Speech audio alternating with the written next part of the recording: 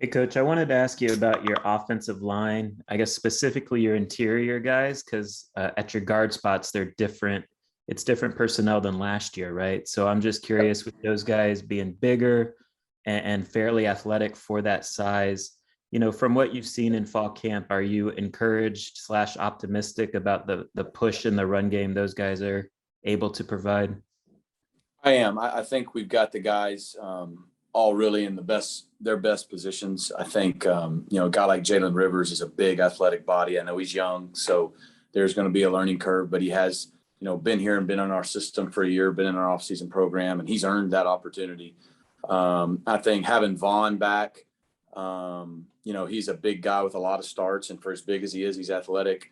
That also allows DJ to play some tackle, which I think we felt like after going through last year, that's probably his most natural position. So hopefully it helps us get guys in the right seats. And looking back last year in our run game, that's where we struggled a little bit, was more internally. And so hopefully that can help us there for sure moving forward. Coach, we've got Manny Navarro from The Athletic. Manny, go ahead. Right. Obviously, we heard all about how good Elijah Arroyo was, before he ever got to Miami. Then, of course, we didn't get a chance to see him in the spring, but he's number 2 on the depth chart. I'm curious. I know you loved running those 2 tight end sets. Do you feel comfortable, week 1, throwing Elijah out there and having him run part of those 2 tight end sets? And can you just talk a little bit about where he's at from a development standpoint? Yeah, it's a great question. Definitely. I think Elijah Arroyo's earned the opportunity to be in that number 2 spot with what he's done this fall camp. It was unfortunate he didn't get to go through the spring, but still he's done more than enough to earn that opportunity. He is still just a freshman, a true freshman. So like all those guys, you may see some growing pains at certain things, but we got a lot of confidence Emory wouldn't be there, and definitely got a lot of confidence to put 2 guys on the field at the same time as well. Coach, we've got Cal Friedman from WVUM. Cal, go ahead. Coach, I wanted to ask about Keyshawn Smith. This is someone that didn't have a whole ton of reps last season, but has seen himself projected into the number 2 receiver on the depth chart. What has he shown this offseason that's made you excited about him? Well, I think, those top 6 guys that are listed in the 2 deep, we kind of look at them all as like co-starters right now.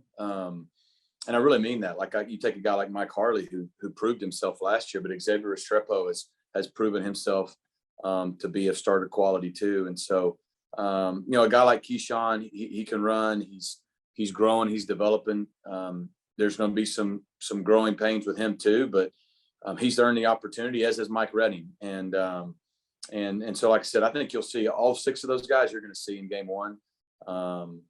Because, we hope to run enough snaps. We got to keep guys fresh, but those guys have earned the opportunity. I know Coach Diaz probably told you, this is the week 1 depth chart. Who knows what it'll look like in week 3 or 4. But the guys that have earned the opportunity to be where they are right now are going to get that opportunity. Like I've said all along, until we go do stuff in games, it's all projection. We got to go out and prove what we can do when it matters. Coach, we've got Chris Stock from Inside the U. Chris, go ahead.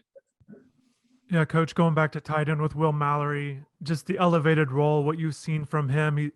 He spoke last week, obviously excited about this role he's in and the catch and run ability that we've heard and seen throughout his career. Just your thoughts on Will going into the whole season here.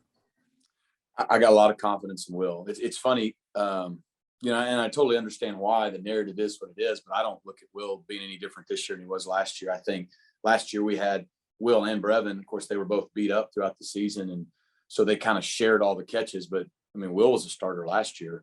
Now it's, Will, and now he's got Elijah, a young guy to bring along with him. So we got a lot of confidence in Will. I think he's a really good football player. And it's just, from my standpoint, I feel just like I did a year ago. I got all the faith in the world and Will, and look forward to him having a great season. Coach, next we'll go to Kobe Price from the South Florida Sun Sentinel. Kobe, go ahead. Hey, Rhett. Main guy we noticed that wasn't on the depth chart for Alabama was Mark Pope. I was wondering, what does he need to show, whether it's this week or the following weeks, to, jump back into the 2 deep with the wide receivers? It's a good question. Mark's had a fantastic attitude and done a lot of good things in fall camp. We moved him into the slot position. We feel like that's the most natural position for him, and he's really proven that to be the case. He's really made some good plays and some good strides. I think sometimes when you have a guy play on the outside all year and then you move him into the slot, it takes some time to learn a new spot. And when you got guys like Harley and X who have already been there a year, they're probably just a little ahead in that regard. But we still have a lot of confidence in Mark. If the opportunity presents itself for him to get in there, we think he can make plays there. Coach, we've got Gary Furman from Canesport. Gary. Hey, Rhett, how are you? Hey. Obviously, a lot of hype going into this game about Alabama bringing back what people expect to be the number one defense in the country. But when you go back and look at their national championship run last year, teams that had good offensive football teams were able to have some success and move the ball against them. What did you see when you went back and looked at last season? And then the second question I had was, how big of a difference is it for you going into year two with the same system, the same quarterback, the same basic core group of athletes in the offense? And how big of a difference is that making out on the practice field, just in the efficiency of the offense? Yeah, I think the first thing I noticed when you go back and look at that Alabama defense last year is they were still pretty stinking good. I mean, I think they gave up 19 points a game. I think they held 8 of their opponents under 20. That's pretty good.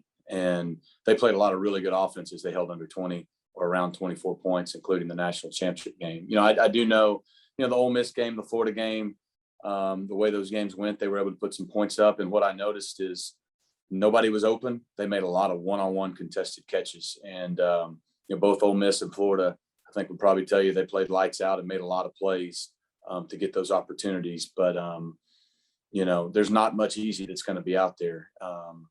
And in both those cases, those teams still lost the game. So with regard to having De'Eric back, I think was the second part of your question. And,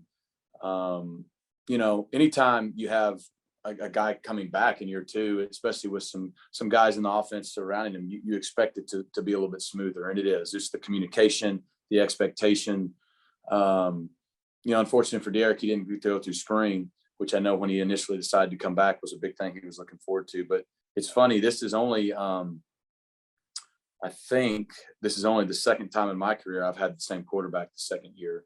And I know it's the first time in De'Eric's career that he's had the same offense and the same coordinator in the second year. That's one of the big reasons he came back. So, but I have noticed our guys, there's just a different kind of level of confidence around the whole unit, just because they know what to expect. They believe in what we're doing.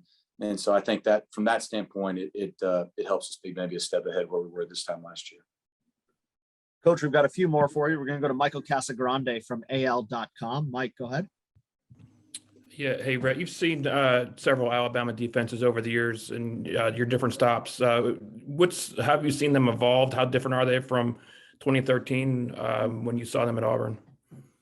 Man, I've seen a lot of really good ones. And it was funny. We were talking as a staff last week, and I've gone against some really good ones. And this one, I think the difference, the question earlier, of what they were a year ago and this year, which they were still one of the best a year ago, is they were a lot of young guys playing a year ago that are all back now. So now they've gone from an inexperienced group a year ago, one of those games that was referenced was week 3 last year, to now they're a veteran bunch with a lot of starts. This is one of the best units they've had, top to bottom. There's just not any weaknesses. I'd say one of the things they have now that they didn't have in the past is they have 2 elite edge pass rushers. Will Anderson, number 31, he's as good as they come. Number 4 on the other side too. And in the past, they had really good run stopping D linemen. They had a lot of great pressures to get their pressure. They still have the run stopping D linemen. They can still have the great pressures, but they don't have to, because those 2 guys can really drastically affect the game. I don't know if there's a better pass rusher one-on-one than number 31 in the entire country. They got the best linebacking core in the country, and their whole secondary, with the exception of one guy, is back in experience. So they are really, really solid top to bottom. They can stop the run. They can get after the passer without having to pressure a lot of guys. They take all the air out of the coverage. They don't give anything easy. They're a complete unit, and there's a reason everybody's considering them to be the best defense in the country going into the season. Unfortunately, I've seen it before. They usually have a defense just like this. Coach, we've got Tom D'Angelo from the Palm Beach Post. Tom, go ahead. Hey, Rhett, you were offensive coordinator against them 4 times at Auburn, I believe 4 times. Your most success came the first 2 years offensively. And with Nick Marshall as a quarterback, a guy who can beat you with his legs, beat you with his arm. I think the first of 13, he really had a good game running. 14th, he had a great game passing. Is that the type of quarterback you need to beat them? And you have that guy now.